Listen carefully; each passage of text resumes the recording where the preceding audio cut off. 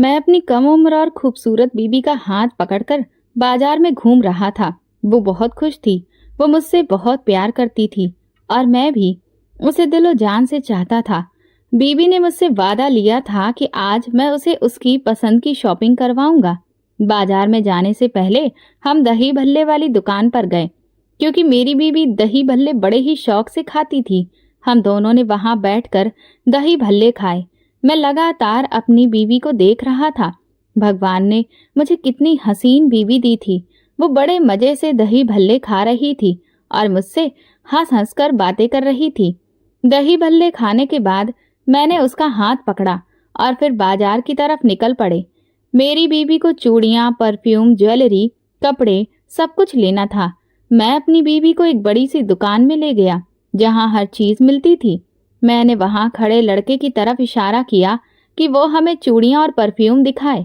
लड़के ने जैसे ही हमारी तरफ मुड़कर पूछा कि आपको किस तरह का परफ्यूम चाहिए, अचानक मेरी बीबी उस लड़के को देखकर घबरा गई और मुंह छुपाने लगी और फिर एकदम से बोली, चलो अरविंद, मेरा दम घुट रहा है। वो लगातार अपना चेहरा छुपा रही थी, जैसे कि उसे कोई खौफ हो गया हो। हम अभी दुकान में घुसे ही थे जब मेरी बीवी ने जल्दी से मुझे कहा। मैंने चौंक कर उसे देखा और कहा, अभी तो तुमने चूड़ियां भी नहीं देखी और ना परफ्यूम खरीदा है, फिर ऐसे ही वापस कैसे चले जाएं? वो बोली, मेरा दिल घबरा रहा है, तुम जल्दी से वापस चलो, मेरा अभी ये सब लेने का मन नहीं है। प्लीज अरविंद, यहाँ से चलो, हमें बहुत देर हो गई है, घर में मम्मी पापा अकेले होंगे। मैं उसकी बात सुनकर हैरान रह गया, क्योंकि वैसे तो कभी भी उसे मेरे माँ बाप की परवाह नहीं हुई थी। फिर अचानक उसे मेरे माँ बाप की याद कैसे आ गई? ये बात मुझे हजम नहीं हो रही थी। सामने ही दुकान के काउंटर पर मुझे हरे रंग की चूड़ियां दिखाई दी। ये वही रंग था जो हम पूरे बाजार में ढूंढ रहे थे, लेकिन अब तक नहीं मिली थी।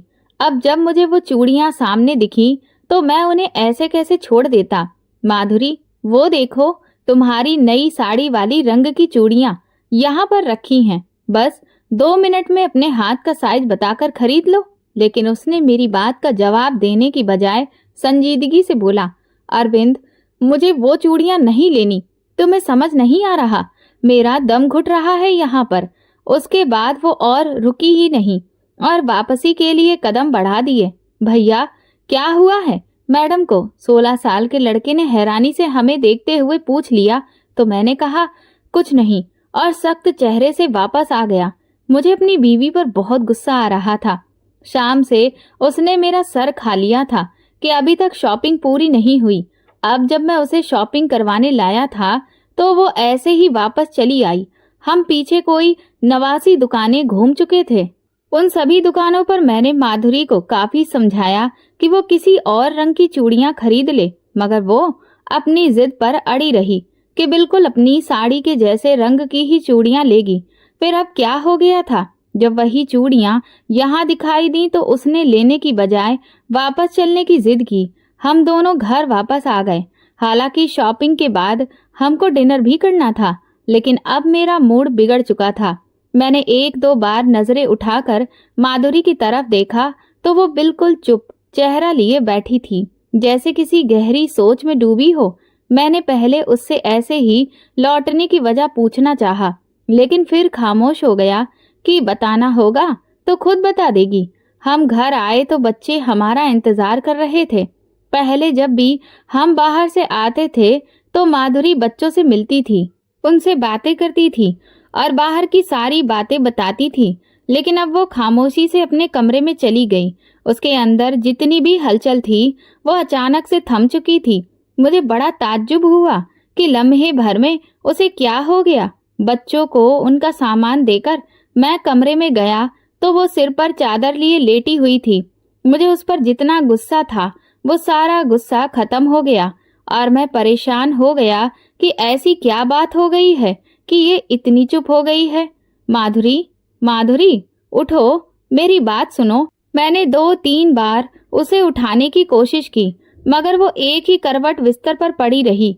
मैं उसके करीब गया और उठाने की कोशिश की, लेकिन वो नरमी से बोली, अरविंद, इस वक्त मेरा सिर दर्द से फट रहा है, तो प्लीज आप कुछ देर मुझे अकेला छोड़ दो।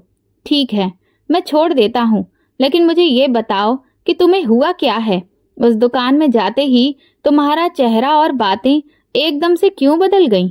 कुछ नहीं हुआ वहां पर, बहुत ज्यादा भीड़ थी और इसी वजह से सफोकेशन हो रहा था, जिससे मेरा दम घुटने लगा। लोग सड़क पर बहुत शोर कर रहे थे, ट्रैफिक भी बहुत था। उसी वजह से मेरा ब्लड प्रेशर बढ़ गया और मुझे कुछ समझ नहीं आया, तो मैं वापस घर आ गई। ये कोई बड़ी बात नहीं है, परेशान मत हो, सुबह तक मैं ठीक हो जाऊंगी। ये कहकर माधुरी ने दोबारा से चादर अपने ऊपर खींच ली, जबकि मैं हैरान खड़ा उसे देखता रहा। वो जो कह रही थी उस पर मुझे यकीन भी था, लेकिन मेरे अंदर से कोई आवाज आ रही थी कि जैसे कुछ गड़बड़ है, कुछ ऐसा है जो मैं जानता नहीं और जिसके बारे में मुझे पूरा यकीन भी नहीं है। वो रात मेरी जिंदगी की सबसे अजीब रातों में से एक थी, क्योंकि माधुरी से शादी किए हुए मुझे 13-14 साल हो चुके थे और इन सालों में मुझे याद नहीं कि हमने कभी कोई रात ऐसे खामोशी में गुजारी हो। हमेशा तो वो बच्चों को मम्मी पापा के पास छोड़कर मेरे साथ निकल जाती थी और हम दोनों उस वक्त को खुलकर एंजॉय करते। कभी बाहर खाना खाते, कभी आइसक्रीम, कभी शॉपिंग, यही सब हम उसी दिन करते थे। घर लौटने पर बच्चे हमारा इंतजार करते। सबसे पहले माधुरी बच्चों को खाना खिलाती, फिर उनका स्कूल का वर्क चेक करती। मैं और मम्मी पापा टीवी देखने बैठ जाते। फिर जब वो बच्चों की पढ़ाई से फुर्सत पाती तो कभी कभार कुछ मीठा बना लाती। यूं हमारी पूरी रात मस्ती में ही निकल जाती थी। कभी ऐसा नहीं हुआ जो आज हो रहा था। मम्मी ने भी फिक्रमंदी से पूछा, अरविंद, क्या माधुरी की तबीयत ठीक है? जब से घर आई है कमरे में ही बंद है। तुम दोनों की लड़ाई तो नहीं हुई? मैंने तुरंत सर हिलाया। नहीं मम्मी, ऐसी कोई बात नहीं। वहां उसका ब्लड प्रेशर अचानक हाई हो गया था, इसलिए कमरे में लेट गई है। अभी थोड़ी देर में उठ जाएगी। ये सुनकर मम्मी चुप हो गईं। बच्चे भी परेशान दिख रहे थे, तो मैं उनके साथ बैठकर खेलने लगा। 2-3 घंटे बाद भी जब माधुरी बाहर नहीं आई तो मैं अंदर गया। वो सामने बैठकर दीवार को लगातार घूरे जा रही थी। मैं उसके पास जाकर पैरों की तरफ बैठ गया और नरमी से पूछा, क्या बात है माधुरी, बहुत परेशान लग रही हो। जो भी बात है मुझे बता दो। उसने धीरे से कहा, अरविंद, क्या तुम मुझे माफ कर दोगे? मैं हैरान होकर उसे देखने लगा। वो बहुत खोई हुई थी, जैसे किसी गहरे ख्याल में डूबी हो। बात क्या है माधुरी? मैं क्यों नहीं माफ करूंगा? आखिर तुम मेरी बीवी हो और ऐसा क्या हो गया है? वो बोली, सब मेरी गलती थी। क्या गलती थी आखिर? क्या हो गया है? अब मुझे गुस्सा आने लगा। आखिर वो ऐसी कौन सी बात है जिसे साफ साफ बताना नहीं चाह रही थी? उसने मेरी तरफ अजीब निगाहों से देखा और अचानक साइड टेबल पर रखा पानी का जग उठाकर जमीन पर दे पटका। मैं दंग रह गया। इससे पहले कि मैं कुछ समझ पाता या कोई रिएक्शन देता कि इतने में शोर सुनकर मम्मी पापा और बच्चे भी कमरे में आ गए। लेकिन तब तक माधुरी की हालत और बिगड़ चुकी थी। वो घबराहट में अपने बाल नोच रही थी। जब थक जाती तो खुद के चेहरे पर थप्पड़ मारने लगती। बच्चे ये सब देखकर जोर जोर से रोने लगे। मैंने उसे पकड़कर झंझोड़ा, होश में आओ माधुरी, बच्चे देख रहे हैं, प्लीज संभलो। लेकिन उस पर कोई असर नहीं हुआ। उसका पागलपन और बढ़ गया। मैं बच्चों को लेकर बाहर चला गया। मम्मी उसके पास रह गई, लेकिन वो मम्मी से भी काबू में नहीं आई। मैंने तुरंत डॉक्टर को बुलाया। उसने देखकर कहा, लगता है आपकी बीवी ने किसी बात का बहुत ज्यादा दबाव ले लिया है। हो सकता है कोई पुरानी याद, कोई गलती जो उसने आज तक दिल में दबा रखी हो, ये उसका ही असर है। डॉक्टर ने माधुरी को नींद का इंजेक्शन लगा दिया और चला गया। बच्चे रोते रोते सो गए। मैं मम्मी पापा को दवाई देकर सुलाने के बाद वहीं सोफे पर लेट गया। समझ ही नहीं आ रहा था कि ये सब अचानक कैसे हो गया। मेरी और माधुरी की शादी को 13-14 साल हो चुके थे। मैंने उसे कभी ऐसी हालत में नहीं देखा था। वो हमेशा खुश मिजाज और सुकून में रहती थी। शादी भी अच्छे माहौल में हुई थी। बस शादी के बाद एक ही घटना हुई थी। मेरी बहन घर से भाग गई थी और ये हमारी शादी के 1 महीने बाद का किस्सा था। इसके अलावा कोई और बात मुझे याद नहीं आती। जिससे उसे इतनी तकलीफ हो। आधी रात को वो अचानक चौंक कर उठ बैठी और बोली, अरविंद, वो जिंदा है। तुमने देखा था ना, वो जिंदा है। देखो, मेरे हाथों का खून अभी तक नहीं उतरा और वो जिंदा है। मैं हैरान रह गया। क्या कह रही हो माधुरी? तुम्हारी तबीयत ठीक नहीं है, आराम करो। नहीं अरविंद, वो जिंदा है। वो मुझे भी मार देगा। मैं कुछ भी नहीं समझ पाया। मैंने उसका हाथ थामना चाहा तो उसने झटका देकर हाथ छुड़ा लिया और बोली, मत छुओ मुझे, तुम्हारे हाथों पर भी खून लग जाएगा। तुम्हारा कोई कसूर नहीं है, बस मुझे बचा लो। तुम्हें तुम्हारी माँ की कसम, मुझे बचा लो, वो मुझे मार देगा। वो बुरी तरह से घबराई हुई थी। मैंने उसे नींद की गोली पानी के साथ दे दी। कुछ ही मिनटों में वो फिर से सो गई, लेकिन मेरी नींद पूरी तरह से उड़ चुकी थी। पता नहीं वो किसके कत्ल की बात कर रही थी। क्या माधुरी किसी को मार सकती है? नहीं नहीं, कभी नहीं। मैं जोर से खुद से ही बोल पड़ा, मगर दिल को सुकून नहीं मिल रहा था। उसी वक्त मैंने अपनी सोच को झटका और मोबाइल की घंटी बजने लगी, मगर मेरी बेचैनी अभी भी कम नहीं हुई। मैं मम्मी के पास गया और कहा, आप कुछ देर माधुरी के कमरे में बैठ जाना। मुझे थोड़ी देर के लिए बाहर जाना है, जरूरी काम है। जब तक मैं आता हूँ आप जागती रहिएगा। मम्मी मेरे कमरे में आ गईं तो मैंने गाड़ी की चाबी उठाई और बाहर निकल गया। मेरा रुख उसी दुकान की तरफ था जहां माधुरी की हालत खराब हुई थी। मैं वहां पहुंचा तो दुकान अभी भी खुली हुई थी। हो सकता था इस वक्त त्योहार का समय चल रहा है तो इसीलिए ये दुकान सुबह तक खुली रहती हो, मगर मुझे इसकी कोई परवाह नहीं थी। मैंने चारों तरफ नजर दौड़ाई, मगर कोई ऐसा चेहरा नहीं दिखा जिसे मैं पहचानता हूँ। मैंने मोबाइल से माधुरी की फोटो निकालकर दुकानदार को दिखाई और पूछा, भाई साहब, क्या आप इस औरत को जानते हैं? दुकानदार ने सिर हिलाकर मना कर दिया। मैंने हाथ जोड़कर कहा, प्लीज अपने नौकरों से भी पूछ लीजिए एक बार। बारी बारी से जितने नौकर वहां काम कर रहे थे, मैंने सबको फोटो दिखाई और जानने की कोशिश की, लेकिन किसी ने भी माधुरी को नहीं पहचाना। आखिरी बार मैंने पूछा, क्या ये औरत पहले कभी आपकी दुकान पर आई है? मगर सबने साफ मना कर दिया। अब मेरी टेंशन और बढ़ गई थी। पहले मुझे यही लग रहा था कि शायद यहाँ कोई जान पहचान वाला मिला होगा, तभी माधुरी अचानक भाग गई थी, लेकिन ऐसा कुछ भी नहीं था। मैं खामोश होकर वापस घर आ गया। मम्मी मेरे आने के बाद अपने कमरे में चली गईं और मैं सोफे पर बैठ गया। अचानक मेरे दिमाग में एक ख्याल आया और मैं स्टोर रूम में चला गया। वहां माधुरी की पुरानी डायरी रखी थी। दरअसल उसे लिखने का बहुत शौक था। अपनी जिंदगी के बड़े बड़े किस्से उसने उन्हीं डायरियों में लिख रखे थे। पहले वो रोज लिखती थी, लेकिन धीरे धीरे बिजी होने के बाद सिर्फ खास बातें लिखने लगी। 5-6 डायरियां खंगालने के बाद भी मुझे कुछ खास नहीं मिला तो वापस कमरे में आ गया और डायरियां वापस अलमारी में रखना भी भूल गया। सुबह हुई तो माधुरी बिल्कुल नॉर्मल और सुकून में थी। मैंने उससे रात वाली बात का जिक्र नहीं किया और उसने भी कुछ बताना जरूरी नहीं समझा। वो बड़े आराम से बच्चों को स्कूल के लिए तैयार करने लगी।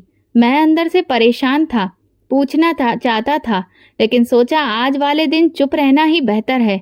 कहीं मैंने दोबारा से ये जिक्र छेड़ दिया तो फिर से कल रात के जैसी माधुरी की हालत ना हो जाए। वो पूरा दिन अजीब सा गुजरा। घर के सभी लोगों के दिमाग पर रात वाली बात का असर था। 2-3 दिन ऐसे ही निकल गए, किसी ने भी उस बारे में बात नहीं की। माधुरी अपने कामों में लगी रही। एक दिन शिवानी मेरे पास आई। उसके हाथ में एक पुरानी डायरी थी। बोली, बाबा, मुझे आपसे एक बात करनी है। मैंने कहा, हाँ बेटा, बताओ। वो बोली, नहीं बाबा, ये बात घर में नहीं बता सकती, बाहर चलेंगे आप। मैं हैरान रह गया कि आखिर इतनी बड़ी बात क्या है। मैंने फौरन हामी भरी। वो जल्दी से बोली, ठीक है, मैं जूते पहन कर आती हूँ और प्लीज मम्मी को मत बताइएगा। मैं और भी हैरान हो गया। उसने जूते पहने और मैं भी गाड़ी की चाबी लेकर बाहर निकल आया। माधुरी ने पूछा, कहाँ जा रहे हो? तो मैंने टालते हुए कहा, बस ऐसे ही शिवानी को अपने स्कूल के कंपटीशन का कुछ सामान लेना है। बहाना बनाकर हम दोनों जब मेन रोड पर पहुंचे तो शिवानी सोचते सोचते बोली, बाबा, क्या मम्मी कभी कोई गलती कर सकती हैं? मैंने चौंक कर पूछा, क्यों बेटा, क्या बात हो गई है? वो बोली, आपको लगता है मम्मी कभी कोई बड़ी गलती कर सकती हैं? मैंने हंसते हुए कहा, गलती तो सबसे होती है, तुमसे भी होती होगी, इसमें अजीब क्या है? वो चुप हो गई। थोड़ी देर बाद बोली, बाबा, मम्मी किसी को मार सकती हैं क्या? मैं मुस्कुरा दिया। हाँ, बचपन में तुम लोगों की पिटाई की थी ना उन्होंने। एक बार तुम्हें स्कूल से लाना भी भूल गई थी, याद है? मैंने माहौल हल्का करने की कोशिश की, मगर शिवानी बेहद सीरियस थी। मैंने गाड़ी पार्क के पास रोकी और बोला, शिवानी, अब प्लीज साफ साफ बताओ, क्या बात है? तभी उसने एक डायरी मेरे हाथ में थमा दी। मैं पहचान गया, ये माधुरी की पुरानी डायरी थी। मैंने पन्ना खोला तो शिवानी बोली, नहीं बाबा, अभी मत पढ़िए, अकेले में पढ़िएगा, और प्लीज किसी को भी मत बताइएगा कि मुझे इसके बारे में पता है। मैं घबरा गया। शिवानी, अब सच में मुझे तुम डरा रही थी। मैं डायरी लेकर घर लौटा। माधुरी अपने कमरे में चुपचाप बैठी थी। मैंने डायरी गाड़ी में ही छोड़ दी और जाकर उससे हल्की फुल्की बातें करने लगा। बोला, यार, बहुत परेशान कर रखा है तुमने कल से। वो हल्की सी मुस्कान देने लगी, फिर बोली, अरविंद, एक बात पूछूं? कभी तुम्हारे साथ ऐसा हुआ है कि तुम्हारे अतीत की कोई गलती अचानक से सामने आ गई हो? मैं सोच में डूब गया और कहा, नहीं, कभी नहीं। क्यों? क्यों, तुम्हारी कोई गलती सामने आ गई है क्या? उसने सिर हिलाया और फिर चुपचाप अपने कमरे में वापस चली गई। मैं भी बाहर निकल आया और सोचा, आखिर में इस उलझन को कब तक मैं अपने सर पर इस तरह से लेकर घूमूंगा। इसीलिए मैं तुरंत ही गाड़ी लेकर एक सुनसान जगह पर पहुंचा और डायरी पढ़नी शुरू की। उसमें लिखा था, तरुण से मुझे बेहद नफरत है। वो जब से मेरी जिंदगी में आया है, मैंने उससे सिर्फ नफरत की है। जिस नजर से वो मुझे देखता है, जिस तरह से बात करता है, मुझे बिल्कुल भी अच्छा नहीं लगता है। मैं जब सो रही थी, उसने आकर मुझ पर पानी फेंक दिया। जब उठी तो मैं पूरी तरह से गीली हो चुकी थी और वो खड़ा हंस रहा था। मैंने उसको पकड़कर अच्छी खासी पिटाई कर दी तो मम्मी ने उल्टा मुझे ही मारना शुरू कर दिया। अभी डायरी लिखने से पहले मैं अपने जख्मों पर मरहम लगाकर बैठी हूँ। मैं कसम खाती हूँ, तरुण, अगर कभी मुझे मौका मिला तो मैं तुम्हारी जान ले लूंगी। डायरी का एक पन्ना पढ़कर मैंने हैरत से सोचा, ये तरुण कौन है?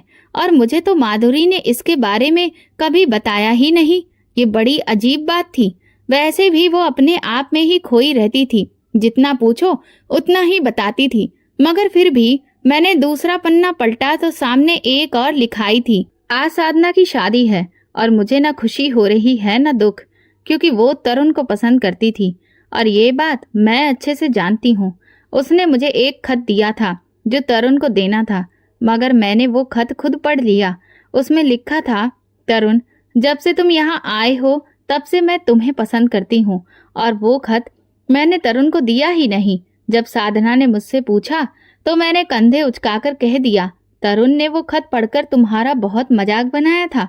कसम ले लो, मैंने नहीं पढ़ा वो खत, मगर तरुण बार बार मजे ले लेकर मुझे पढ़कर सुनाता और कहकर हंसता कि अब नाक बहाने वाली साधना मुझसे मोहब्बत करेगी। शक्ल देखी है उसने अपनी, कहाँ मैं और कहाँ वो। उसके बाद साधना ने कभी तरुण से बात नहीं की। तरुण तो वैसे भी किसी से नहीं मिलता था, ना कहीं जाता था, सो मुझे भी कोई डर नहीं था कि वो किसी को कुछ बताएगा या साधना से बात करेगा।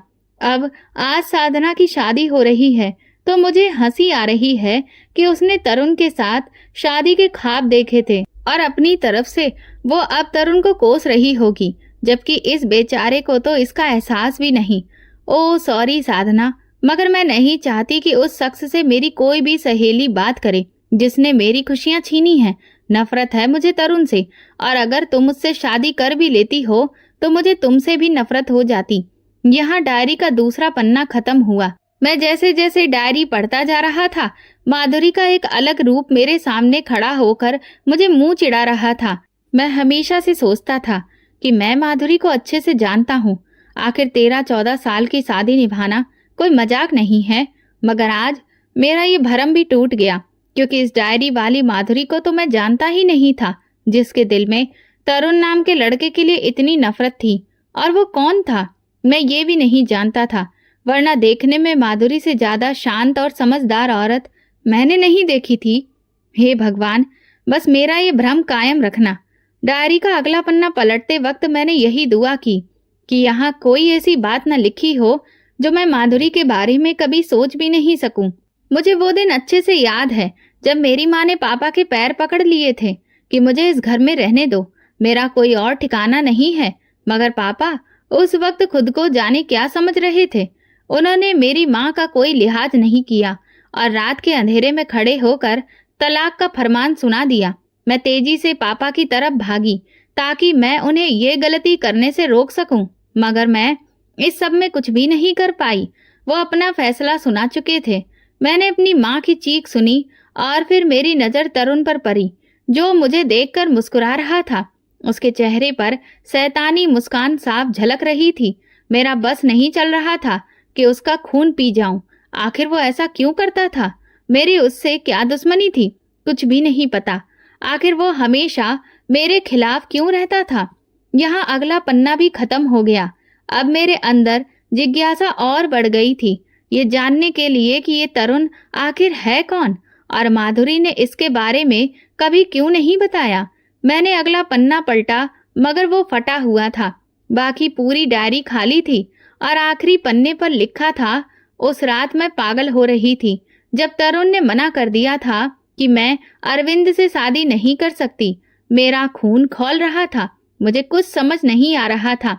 अरविंद का रिश्ता जब से आया था तभी से वो मुझे अच्छा लगने लगा था। पता नहीं क्यों, एक तस्वीर देखकर ही मुझे उससे प्यार हो गया। मगर तरुण ने साफ कह दिया कि अरविंद के घर ये शादी नहीं हो सकती। मम्मी भी उसकी बात मान गई थी। मुझे बहुत गुस्सा आया, जबकि उसने मुझे भी मना कर दिया था कि तुम वहां शादी नहीं करोगी। मैंने तरुण से कोई बात नहीं की क्योंकि मैं जानती थी अगर मैंने उससे कुछ कहा तो बहुत बुरी तरह बोल दूंगी। मैंने मम्मी से साफ कह दिया कि वो कौन होता है हमारे घर के मामलों में बोलने वाला। मैं नहीं चाहती मेरी शादी या किसी भी बात में वो दखल दे। ना वो मेरा भाई है, ना कोई रिश्तेदार, तो फिर उसका इस घर में क्या हक है?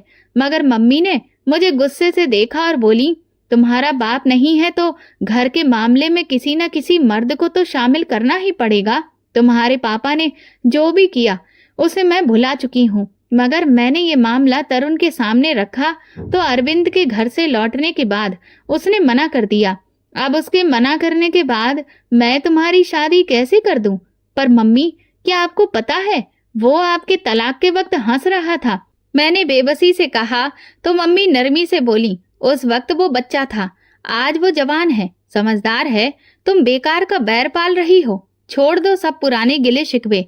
भगवान ने हमें उसके रूप में सहारा दिया है और तुम नाशुक्री कर रही हो। ये सुनते ही मेरा खून और खौल गया। मैं दिन भर मम्मी को समझाने की कोशिश करती रही, मगर उनकी आंखों पर तो तरुण नाम की पट्टी बंधी हुई थी। न जाने उस लड़के ने क्या जादू कर रखा था। जितना मैं मम्मी को समझाती उतना ही वो मेरे और खिलाफ हो जाती। अगर वो मेरा भाई होता तो भी मैं उसकी बात मान लेती, मगर वो गैर था।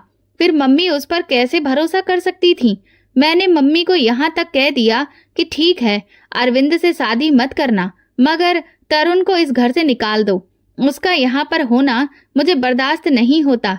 इस पर मम्मी ने हाथ झटक कर कहा, जो करना है करो। तुम तो बचपन से ही तमाशे करती आई हो। वो लड़का बचपन से हमारे साथ रह रहा है और तुम आज तक अपनी दुश्मनी खत्म नहीं कर पाई। जो करना है करो, मैं थक गई हूँ तुम्हें समझाते समझाते। ये कहकर मम्मी वहां से चली गई तो मैंने किचन से चूहे मार दवाई उठाई और कमरे में चली आई। मैं पक्का इरादा कर चुकी थी कि अब मुझे कोई नहीं रोक सकता और खुद को इस दुनिया से आजाद करने के बाद मुझे उस तरुण नाम की आफत से भी छुटकारा मिल जाएगा। मैं आधी रात तक सोचती रही कि जो मैं कर रही हूँ वो सही है या सिर्फ मेरा गुस्सा है, मगर मैंने ठान लिया था, या तो अरविंद से ही शादी करूंगी या फिर तरुण को अपनी जिंदगी से निकाल दूंगी, और अगर दोनों काम ना हो पाए तो इस दुनिया को छोड़कर चली जाऊंगी। रात के आखिरी पहर मैंने वो चूहे मारने वाली दवा अपने गद्दे के नीचे रख दी, क्योंकि अभी मुझे थोड़ा वक्त चाहिए था। अरविंद से शादी करने की ख्वाहिश इतनी गहरी नहीं थी जितनी गहरी वो तरुण के मना करने से बन गई थी। अगले दिन मैं उसके पास गई और बेपरवाह अंदाज में पूछा, तेरी दिक्कत क्या है? क्यों हमारी जिंदगी के पीछे पड़े हुए हो? तेरी अपनी कोई जिंदगी नहीं है क्या, जो हमारी भी जीने की कोशिश कर रहे हो? वो गुस्से से मेरी तरफ देखकर बोला, अभी इसी वक्त मेरे कमरे से निकल जाओ। मुझे तुमसे कोई बात नहीं करनी। बचपन से तुम्हें झेलता आ रहा हूँ। अब मेरी बर्दाश्त की हद पूरी हो चुकी है। समझ रही हो ना तुम? मैंने भी सख्ती से कहा, ठीक है, तो तू भी मेरे मामलों से दूर रहना और मैं अरविंद से ही शादी करूंगी। समझे मेरी बात? वो झुंझलाकर बोला, क्यों इतनी जिद कर रही हो माधुरी? अगर मैं मना कर रहा हूँ तो उसके पीछे भी कोई वजह होगी। मैं थक चुकी थी। मैंने चीख कर कहा, तेरी इन वजहों से मुझे फर्क नहीं पड़ता। तब कौन सी वजह थी जब मेरी माँ का तलाक हो रहा था, उन्हें घर से निकाला जा रहा था और तू हंस रहा था तरुण? वो बात आज तक मेरे दिमाग से नहीं गई। तेरी खुदगर्जी को मैं जिंदगी भर माफ नहीं कर सकती। तरुण खामोश रहा। उसने कोई जवाब नहीं दिया। मैं देर तक इंतजार करती रही कि कब कुछ बोलेगा, मगर वो तो ऐसे लेट गया जैसे कुछ सुना ही नहीं। आखिरकार मैंने उंगली दिखाते हुए कहा, मैं अरविंद से ही शादी करूंगी। जो करना है कर लेना। और मैं बाहर निकल गई। दिल की धड़कनें बहुत तेज हो गई थीं। समझ नहीं आ रहा था कि क्या करूं। और फिर वही हुआ जो नहीं होना चाहिए था। मम्मी ने अरविंद के घरवालों को मना कर दिया और मुझे खबर भी नहीं थी। मैं फौरन मम्मी के पास गई और पूछा, आपने क्यों मना किया? तो वो लापरवाही से बोली, तरुण कह रहा था वो लोग ठीक नहीं हैं। मम्मी, ये तरुण कब मेरी जिंदगी से निकलेगा? मैं गुस्से से कांप रही थी। मैं अपने कमरे में आ गई। गुस्से में हालत खराब थी। मैंने चूहा मार दवाई उठाई और किचन में चली गई। तभी मम्मी वहां आ गई। मैंने पूछा, क्या हुआ? तो वो बोली, अरे तरुण के लिए दूध लेने आई हूँ। तुम्हें तो पता ही है कि वो दूध पीकर ही सोता है। मैंने कहा, मम्मी आप जाइए, मैं दे दूंगी। ये सुनकर वो हैरान रह गई। तुम दोगी? आज तक तो कभी उसके किसी काम को हाथ नहीं लगाया। मैंने नरमी से कहा, हाँ मम्मी, आपकी तबीयत ठीक नहीं लग रही है, आप आराम करो, मैं दे दूंगी। वो खुश होकर चली गई और मैंने गुस्से में तरुण के दूध में चूहा मार दवाई मिला दी और उसके कमरे में रख आई। वो उस वक्त बाथरूम में था। मैंने राहत की सांस ली और जल्दी से बाहर आ गई। पूरी रात बेचैनी में गुजरी। सुबह जब उठी तो वही हुआ जो मैंने सोचा था। तरुण मर चुका था और वो दिन मेरी जिंदगी का सबसे खुशी का भरा दिन था। यही डायरी का आखिरी पन्ना खत्म हुआ। मैं ये सब पढ़कर दंग रह गया। मेरा सर घूम रहा था। मैं सोचने लगा, माधुरी ऐसा कैसे कर सकती है? वो तो किसी को कड़वा शब्द तक नहीं कहती, फिर कैसे किसी की जान ले सकती है? क्या उसमें इतनी हिम्मत थी कि वो एक कत्ल कर दे? मैंने डायरी बंद कर दी, लेकिन दिमाग में सवाल ही सवाल घूमने लगे। ये तरुण आखिर है कौन? मैं क्यों नहीं जानता इसे? आखिर क्या रिश्ता है तरुण का माधुरी से? जब जब उसका नाम पढ़ता हूँ सोच में डूब जाता हूँ। मैंने गाड़ी स्टार्ट करनी चाहिए, मगर हाथ बुरी तरह से कांप रहे थे। ये सब शिवानी ने भी पढ़ा होगा। अपनी माँ के बारे में उसके मन में कैसे कैसे एहसास आए होंगे। वो तो वैसे ही खामोश रहती है, लेकिन बेचारी पर क्या गुजरी होगी। मैं घर लौटा मगर खामोश था। शिवानी ने भी गहरी नजरों से मुझे देखा, मगर कुछ बोली नहीं। उसके देखने के अंदाज से ही मैं समझ गया कि वो भी परेशान है। 2-3 बार मैंने माधुरी से बात करने की कोशिश की, लेकिन जब भी बोलना चाहता तो जुबान पर शब्द आकर अटक जाते। मैं बिल्कुल खाली स्लेट सा हो जाता। वो हैरानी से कहती, आपकी तबीयत ठीक नहीं लग रही, और मैं सिर्फ सर हिला देता। कुछ दिन खुद से ही लड़ते हुए गुजर गए। सोचा, क्या मुझे इन सब बातों के बारे में माधुरी से पूछना चाहिए, लेकिन ये सब तो मेरी शादी से पहले की बातें थीं। अब पूछने का कोई मतलब ही नहीं था। अगर उसे बताना होता तो फिर वो पहले ही मुझे बता देती। इतने साल बाद वो भला क्यों मेरी सवालों का जवाब देगी? मैंने शिवानी को भी समझाना चाहा तो वो बोली, बाबा, मैं इन सब के बारे में कोई बात नहीं करना चाहती। प्लीज मेरा एडमिशन किसी बोर्डिंग स्कूल में करवा दीजिए। मैंने उसकी बात को ज्यादा तवज्जो नहीं दी, क्योंकि मैं जानता था वो सिर्फ अपनी माँ की वजह से यहाँ से जाना चाह रही है। मुझे समझ में नहीं आ रहा था कि मैं किस दौर से गुजर रहा हूँ। अपनी बीवी और बच्चों दोनों तरफ से परेशान था। आखिरकार मेरे सब्र का पैमाना छलक ही गया। तो एक रात मैंने ठान लिया कि माधुरी से अब साफ साफ बात करनी ही पड़ेगी। वो मेरे लिए दूध गर्म करके लाई थी और जैसे ही वापस किचन में जाने लगी तो मैंने उसकी कलाई पकड़ ली और कहा, मुझे तुमसे कुछ जरूरी बात करनी है। वो कहने लगी, अरविंद, किचन बिखरा पड़ा है, मैं अभी आती हूँ। माधुरी, अगर अभी मैंने ये बात नहीं की तो यकीन मानो मेरा दिमाग सोचते सोचते फट जाएगा। वो वहीं मेरे सामने बैठ गई और नरमी से बोली, बताओ क्या बात है। मैं देख रही हूँ कुछ दिनों से तुम बहुत परेशान हो, मुझसे भी ठीक से बात नहीं कर रहे। मैंने सीधे पूछा, ये तरुण कौन है? ये सुनते ही मैंने साफ देखा कि माधुरी के चेहरे का रंग लम्हों में ही उड़ गया। तुम ये क्यों पूछ रहे हो? क्या कोई बात हुई है? माधुरी, मुझे घुमा फिरा के जवाब मत दो, जो पूछा है वही बताओ। कौन है ये तरुण? मुझे नहीं पता। तुम किसकी बात कर रहे हो? वो बड़ी ही सफाई से मुकर गई। मैंने गुस्से में कहा, वही तरुण जिसे तुमने चूहे मारने वाली दवाई दी थी। अब की बार उसके हाथ भी कांपने लगे। अरविंद, तुम्हें ये बातें कहाँ से पता चली? उसने मेरे सवाल का जवाब देने की बजाय मेरी जानकारी का जरिया पूछना चाहा। मैंने सख्ती से कहा, माधुरी, मैं आखिरी बार पूछ रहा हूँ, कौन है ये तरुण और क्यों तुमने उसे मारने की कोशिश की? वरना याद रखो, हमारा रिश्ता भी बिखर सकता है। आंखों से आंसू बहाते हुए उसने कहा, अरविंद, भाई था वो मेरा, और जितनी तकलीफ उसने मुझे दी थी मैंने सिर्फ वही तकलीफ उसे लौटाई थी। यानी तुम्हारा कोई भाई भी था और तुमने आज तक मुझे बताया ही नहीं? कैसे बताती, जब वो मर ही गया था? मैंने मार ही दिया था उसे, फिर बताने लायक क्या बचा था?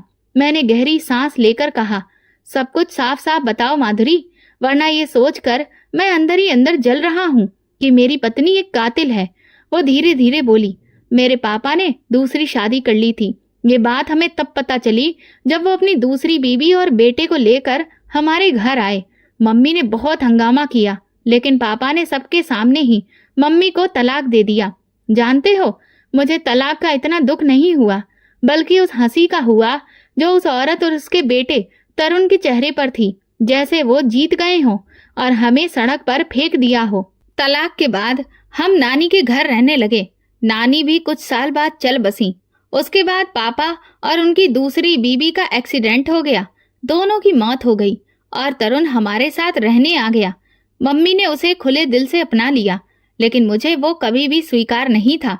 घर का हर काम, हर फैसला, हर राय में तरुण की सुनी जाने लगी और मेरी आवाज दबा दी गई। वो मुझे हमेशा चिढ़ाता, मौके ढूंढ ढूंढ कर मुझे नीचा दिखाता। जब तुम्हारे साथ मेरी शादी की बात चली तब भी तरुण ने इसे रोक दिया।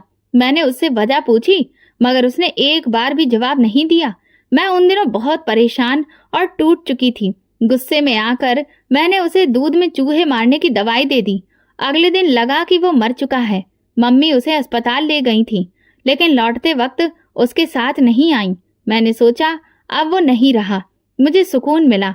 उसके बाद मम्मी ने मेरी शादी तुमसे कर दी, लेकिन शादी के बाद मुझे पता चला कि तुम्हारी बहन पूजा तरुण को पसंद करती थी। उसे ये तक नहीं पता था कि तरुण मेरा सौतेला भाई है, और ये भी नहीं कि वो अब इस दुनिया में नहीं है। जब उसने मुझे उसकी तस्वीर दिखाई तो मैं हैरान रह गई, मगर तभी मैंने ये सच नहीं बताया। पूजा कहती थी कि उसके भाई यानी कि तुम उसकी ये शादी कभी नहीं होने दोगे, इसीलिए वो भाग जाना चाहती थी।